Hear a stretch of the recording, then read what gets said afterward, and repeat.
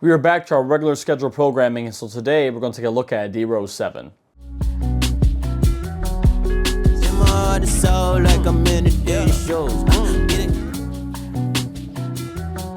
So today, guys, we're taking a look at DRose 7 that I actually don't have in my size, but that I do own. And that is this DRose 7 here in this blue colorway.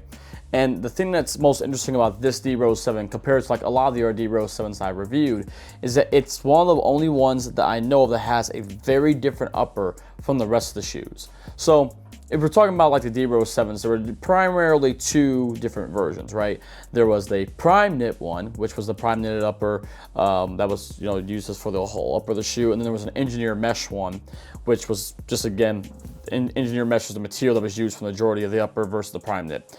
The engineer mesh one, while not super uncomfortable or anything like that at all, it wasn't as comfortable as the prime knit one is, or was, I suppose I should say. And the engineer mesh one, like, it kind of stretched a little bit more in a different way than the prime knit one, at least in my memory of it. But this version of the DRose 7, this is a different type of like knitted upper on here that is not prime knit, but it's also not the engineer mesh, and so it gives it a different look and feel. And I will say that when you feel inside the shoe itself, it doesn't feel it doesn't have like the same like type of fused layer feeling that it had when you looked at like the regular engineer mesh versions, but it does have something like kind of somewhere underneath it that is kind of lying there.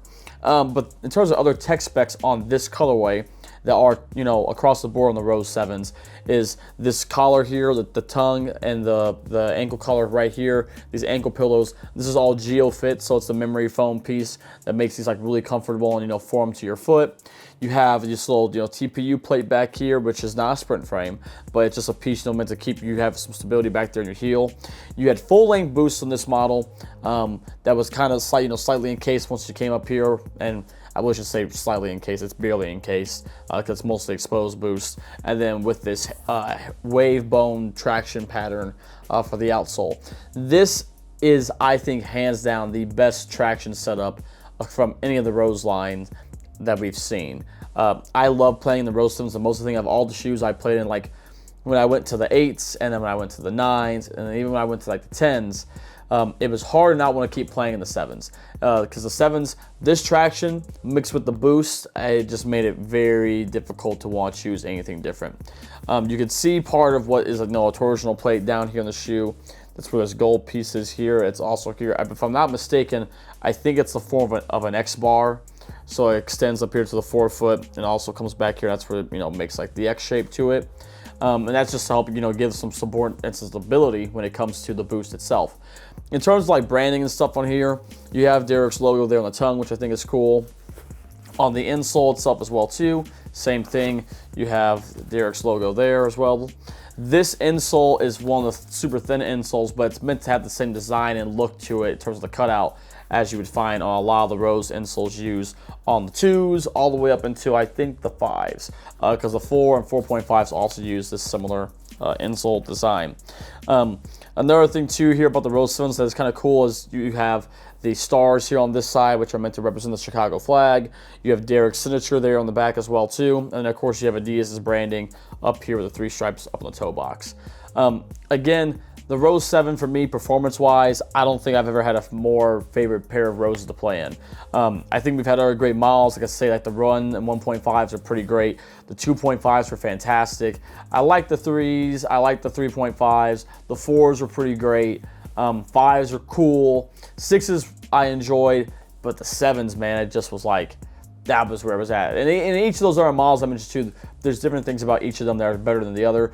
But the 7s to me felt like the perfect mix of everything I liked. It had, a high, it was a high top. It was comfortable. They weren't the lightest. They were kind of heavier shoes, but I mean, I would go play at the gym for hours and love playing in them and not feel like tired, not feel like my feet were hurting itself, which is cool.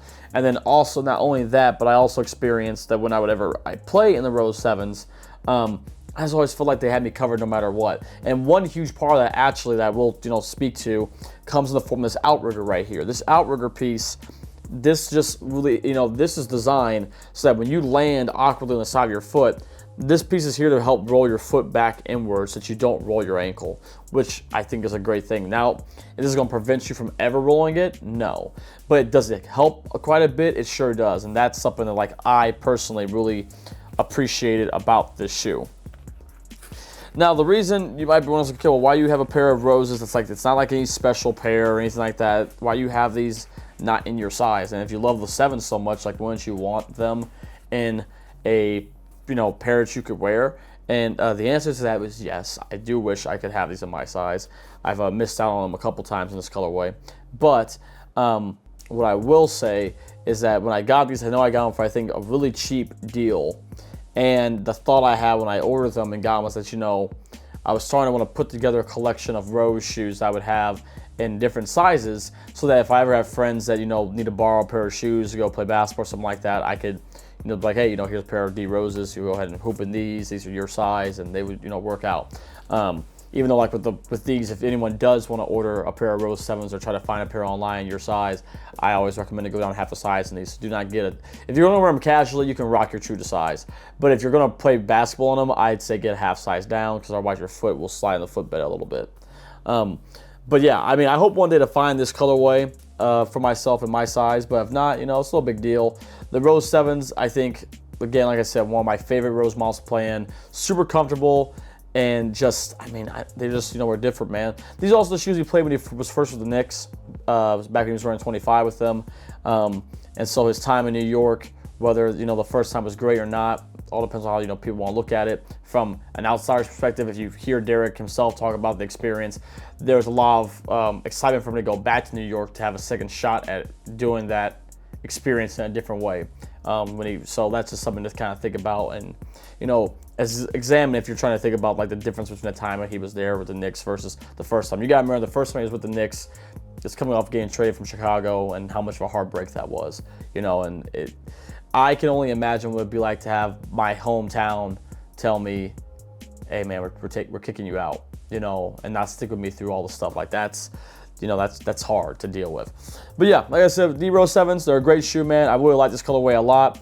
Let me guys know what you think of this colorway down in the comment section down below. When it comes to this upper, you know, do you think you wish more of the shoes that feature this upper versus the prime knit or the engineer mesh? I personally don't, but I don't know if there's any real hooping benefits to them. This knit pattern is so tight that I almost feel like these are maybe less breathable, but who knows.